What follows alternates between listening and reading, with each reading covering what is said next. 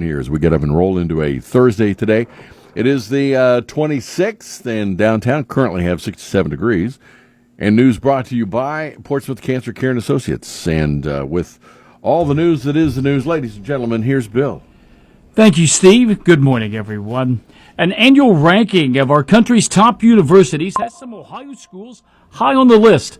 Tim Miller has more. U.S. News and World Report released its annual rankings of national universities across the country. And the schools in this list include only national universities, which are schools that offer a full range of undergraduate majors, as well as master's and doctoral programs. Out of 1,500 schools, Ohio schools did well, with Bowling Green State University ranking at 273rd and the University of Toledo at 296. The Ohio State University came in at 41, and Case Western was number 51.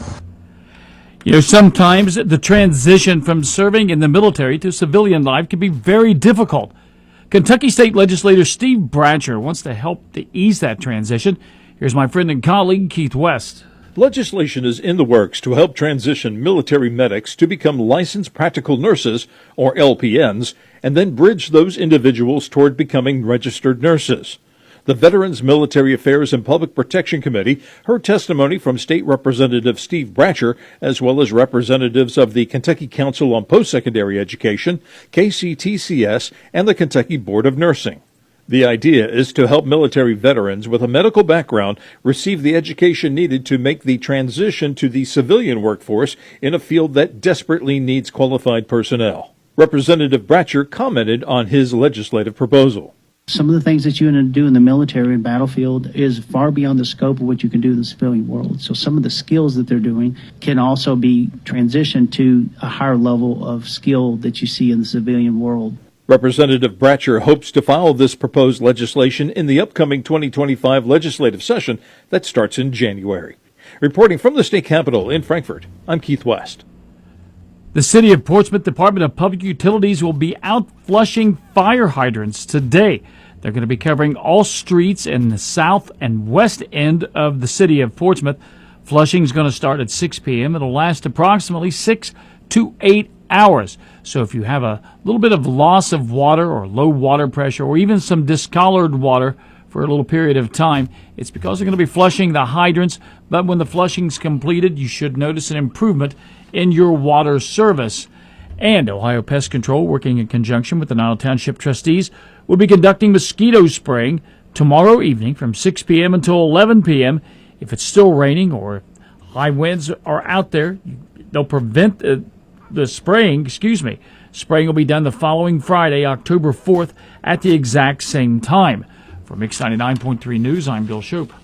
And welcome to your Thursdays. We're kind of following the path of Helene, which this is something that fascinates me, the fact that it could be. They're now saying, and this is unconfirmed, that this thing is picking up speed so fast it's not out of the realm of possibility that it could be a Category 5 by the time it hits. Yeah, I just, when I was leaving the studio, I just checked CBS News because I knew you would be talking about it a little bit at some point, and that's exactly what they reported. Yeah, and it came across again from Cuba and the Yucatan Peninsula, but that warm water of the Gulf just absolutely just threw gasoline on it to make it as powerful, and it's headed up north, and we, at this point, they don't really have a true trajectory, whether it'll go a little east or a little west, but they did say, and this is something that I just heard not too long ago,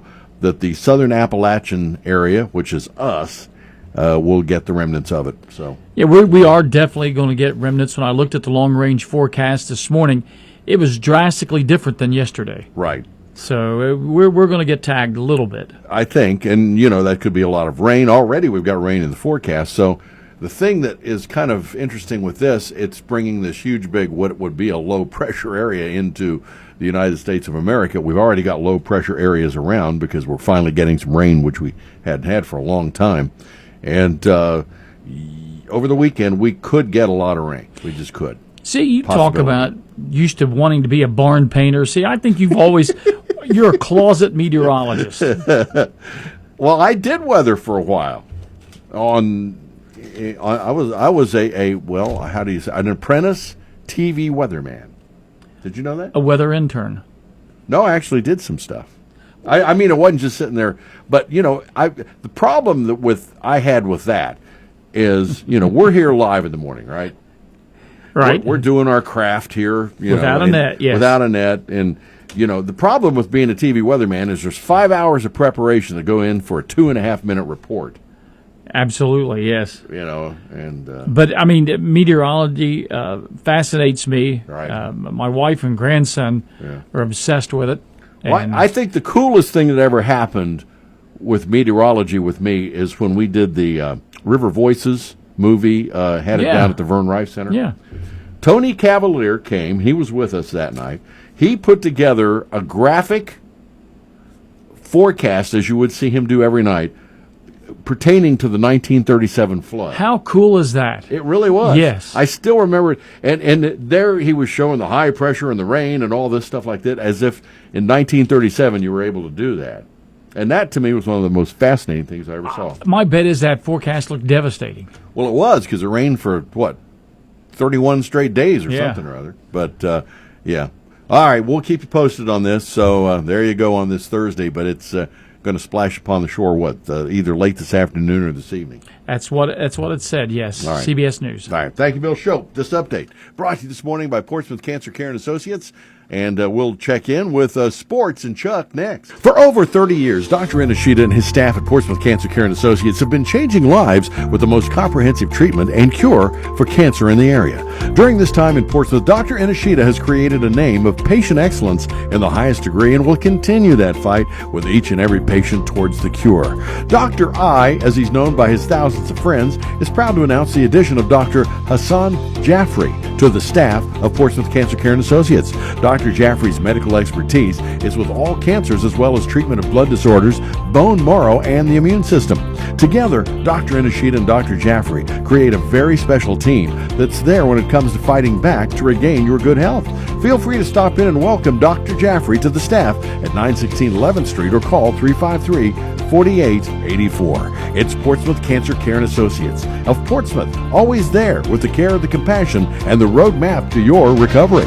And time now once again for sports at 7:38. Brought to you this morning by Collier Company, 1661 State Route 522. And don't forget, they're there with durable medical equipment and ready to bring it to your home, too. Just call 574-0327 for more information.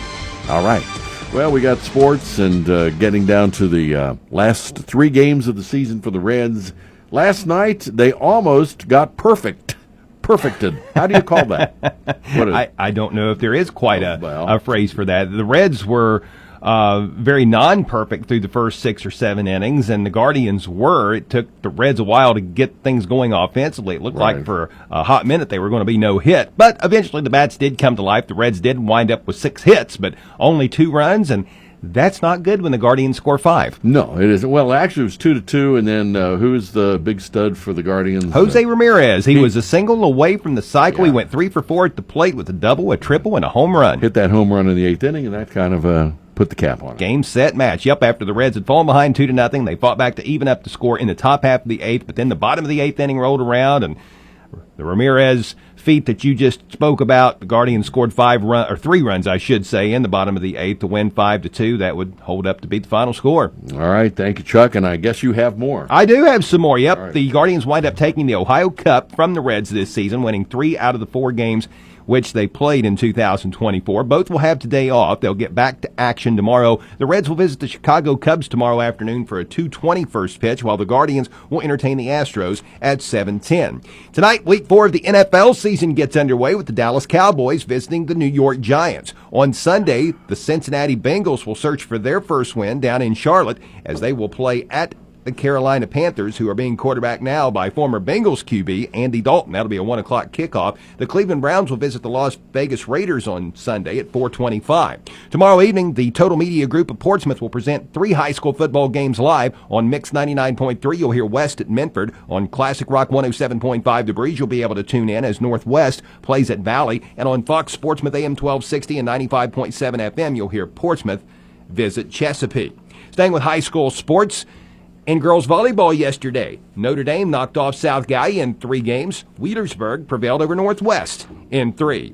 Don't forget that Shawnee State University invites the entire community to attend this year's homecoming celebration, which will be this Saturday. The annual homecoming parade will start at 10:30 a.m. and will go through the middle of campus before ending at the tailgate party, which will take place at the James A. Rhodes Athletic Center, where the Shawnee State volleyball team will go up against Rio Grande. For a full list of events, log on to ssuhomecoming.com. In NHL preseason play last night, the Columbus Blue Jackets skated past the St. Louis Blues 3-0. The Columbus Crew soccer team was in action yesterday and fell to America in the Campeones Cup.